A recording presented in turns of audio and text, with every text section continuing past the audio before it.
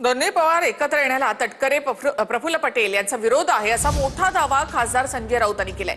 तर ठाकरेंची शिवसेना आणि मनसे एकत्र येण्याला राऊतांचा विरोध आहे असा पलटवार अमल मिटकरींनी संजय राऊतांवर केलाय।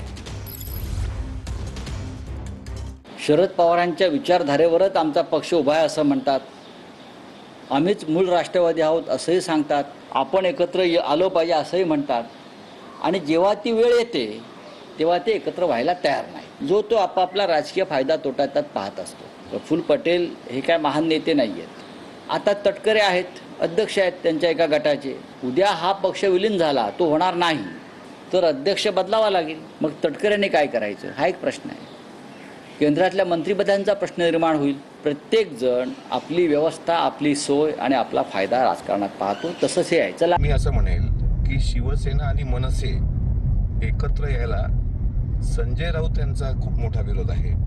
त्यांना ते कधीच वाटलं नाही एकत्र आले पाहिजे। ठाकरे कुटुंब एकत्र राहावं ही त्यांची कधीच भूमिका नव्हती आणि त्याच चष्म्यातून ते आम्हाला पण पाहत आहेत। त्यामुळे त्यांनी त्यांच्या डोळ्याचा चष्मा अगोदर पुसावा आणि मग जरा काही पक्का पुरावा असेल तरच त्यावर भाष्य करावं। एक तर संजय राऊतांच्या वक्तव्याची दखल घेण्याइतपत ते बिलकुल त्या ठिकाणी नाही।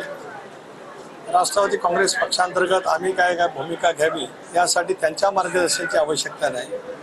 त्यांनी आपलं पहिलं जळतं घर त्या ठिकाणी बघावं। अजितदादांच्या नेतृत्वाखाली सामूहिक नेतृत्वामध्ये आम्ही हा निर्णय त्या ठिकाणी घेतला इंडियामध्ये सहभागी होण्याचा।